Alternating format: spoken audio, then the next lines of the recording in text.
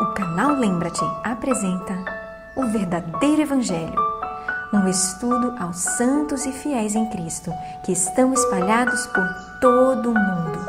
Graça e paz sejam convosco, da parte de Deus nosso Pai e da do Senhor Jesus Cristo. Amém. Tema de hoje: o Verbo se fez carne. Agora alguns podem perguntar assim: Carol, por que é importante nós estudarmos nos dias de hoje o assunto de Cristo ter vindo ao mundo como um ser humano? Já faz tanto tempo, o que importa? Precisamos estudar isso? Olha, eu posso lhe dizer que praticamente tudo o que precisamos saber sobre salvação, justificação pela fé, podem ser aprendidos se nós estudarmos cuidadosamente a vida de Cristo. Exatamente.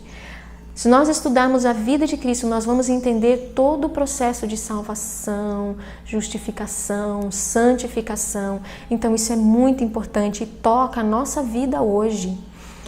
Sabe que a maioria dos mal-entendidos que tem havido no nosso meio, inclusive no meio adventista mesmo, é exatamente sobre como é que uma pessoa é salva. Mas isso pode ser esclarecido estudando como foi que Cristo veio ao nosso mundo, como ele viveu em seu dia a dia, como ele enfrentou as tentações de Satanás. Todas essas respostas, dúvidas que possamos ter, são respondidas na vida de Jesus. Portanto, ao nós estudarmos o assunto mais importante do mundo, nós precisamos ter o pensamento voltado para as coisas celestiais, precisamos do Espírito Santo conosco, precisamos que você ore sempre com o pensamento em oração, porque nas próximas 4 lições nós vamos estudar sobre a vida de Jesus, esse cenário maravilhoso que Jesus nos deixou. E nós vamos responder algumas perguntas. Que tipo de homem era Jesus? Qual natureza ele tomou sobre si? Em quais aspectos ele era parecido conosco e quais aspectos ele era diferente de nós. Nós podemos mesmo viver como ele viveu ou isso é totalmente impossível? E nós vamos começar lendo uma passagem da Bíblia. Filipenses capítulo 2 e o verso 6. E nós vamos ver de onde foi que Jesus surgiu. E o verso nos diz assim: que sendo em forma de Deus, não teve por usurpação ser igual a Deus. Será que Jesus apenas se parecia com Deus? Jesus será que era um anjo? Ou Jesus era totalmente Deus?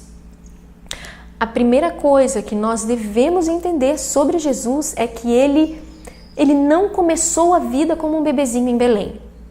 Esse texto que acabamos de ler nos diz que Jesus não precisou buscar igualdade com Deus, como Lúcifer tentou fazer.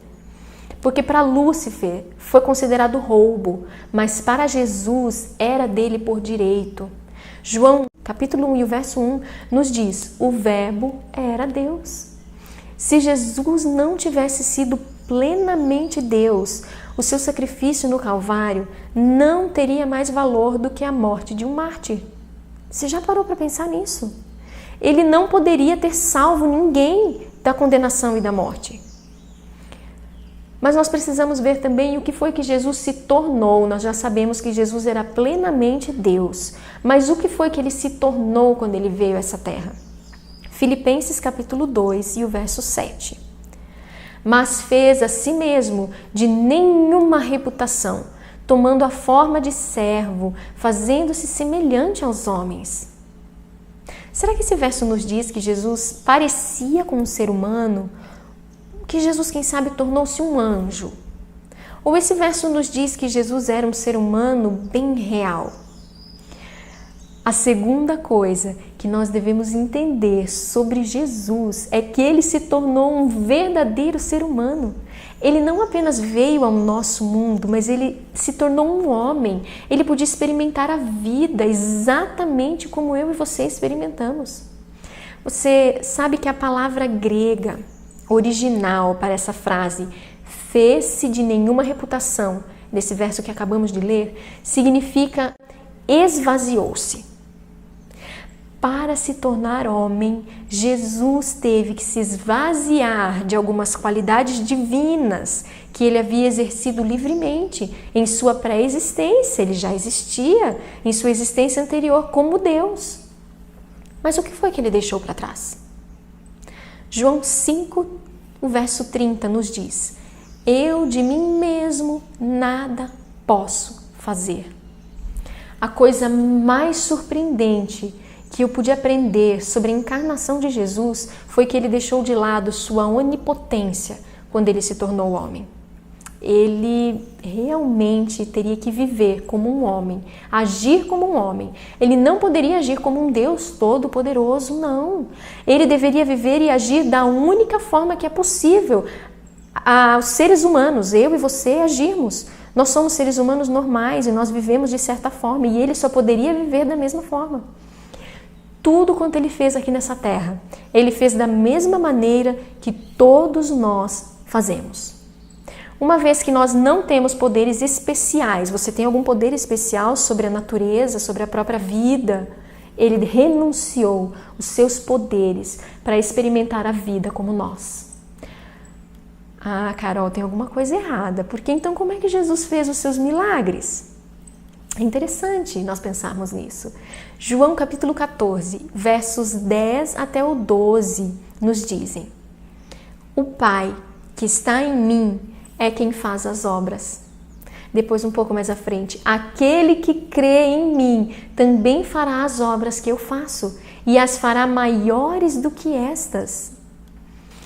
Você sabe que talvez essa seja uma das declarações mais surpreendentes. Primeiro, porque Jesus nos diz que as obras que ele realizou não foram realizadas por seu próprio poder, nem sua própria habilidade. Está dizendo que ele dependia do Pai, pelo poder do Pai, assim como eu e você podemos fazer. Jesus voluntariamente, ele suspendeu o exercício de seu próprio poder para que ele pudesse nos mostrar o poder que está ao alcance, disponível a todos os seres humanos. Segundo, Jesus nos diz que se nós acreditarmos nele, nós poderemos fazer, se ele fez essas coisas, nós poderemos fazer as mesmas obras que ele fez. Isso é muito surpreendente. E ainda mais, a prova dessa promessa pode ser vista por muitos milagres que foram realizados por seres humanos normais em todo o registro bíblico. Moisés, Eliseu, Pedro, Paulo, eles não tinham mais poder do que qualquer outro ser humano. E Deus realizou milagres notáveis através deles. Será que Jesus se lembrava da sua existência anterior? Lucas capítulo 2 e o verso 52 nos dizem: e crescia Jesus em sabedoria e em estatura e em graça para com Deus e os homens. Você veja que Jesus não sabia de todas as coisas. Analisem dessa forma comigo. Para que alguém seja capaz de crescer em sabedoria, a pessoa precisa ter falta de sabedoria e precisa aprender a sabedoria. Portanto, Jesus, como homem, não poderia ter sido onisciente, sabendo de todas as coisas. Eu não sei de todas as coisas. Porque se ele soubesse de todas as coisas, não seria possível ele aprender. Existe uma citação muito interessante no livro Desejado de Todas as Nações, que diz o seguinte: as próprias palavras por ele ditas a Moisés, para Israel, eram-lhe agora ensinadas aos joelhos de sua mãe. Ele obteve conhecimento como o podemos fazer. Aquele que fizera todas as coisas, estudou as lições que sua própria mão escrevera na terra e no mar e no céu. Por nenhum ser humano ter memória de qualquer existência anterior, Jesus também teve que vir da mesma maneira, sem nenhuma memória de qualquer existência anterior. Gradualmente ele aprendeu mais sobre Deus, sobre a salvação e foi crescendo em graça, em sabedoria. Gradualmente ele se tornou consciente de quem ele era, qual era a sua missão. Se Jesus, tivesse conhecimento de sua existência anterior, se ele pudesse confiar nisso nos momentos de tentação, então a sua vida diária, a forma de lidar com problemas humanos teria sido completamente diferente da nossa situação. Essa é uma grande verdade que precisamos pensar. Jesus não sabia do passado, o que já tinha sido a existência no passado. Mas será que Jesus sabia o futuro? Isso sim, né? Jesus com certeza sabia o futuro. Vamos ver em Marcos 13, verso 32. Daquele dia e hora, ninguém sabe, nem os anjos que estão no céu, nem o Filho, mas o Pai. Quem só conhece o futuro? O Pai. Nesse texto, Jesus está falando de sua segunda vinda. Você perceba, enquanto ele estava aqui nessa terra, ele não sabia quando voltaria, porque o Pai não tinha revelado isso a ele. Durante a sua vida na terra, Jesus não conheceu o futuro, exceto nos momentos em que o Pai lhe revelava o futuro. Mais uma vez, já que nenhum de nós sabe o que o futuro reserva, Jesus também passou a viver nas mesmas condições, no mesmo conhecimento em que todos nós devemos viver. O que mais Jesus deixou para trás? Nós vemos em Isaías 53, o verso 2, algo mais que ele deixou para trás. Porque foi subindo como renovo perante ele, e como raiz de uma terra seca, não tinha beleza nem formosura, e olhando nós para ele, não havia boa aparência nele para que o desejássemos. Jesus teve que deixar para trás a majestosa glória que era dele como Criador do mundo, do universo, como Deus perfeito e maravilhoso, para que os seres humanos pudessem subsistir diante da sua presença. Quando as pessoas olhavam para ele, não viam fisicamente nada em comum. Se eles quisessem segui-lo, teria que ser por causa dos seus ensinamentos, não por causa de sua aparência.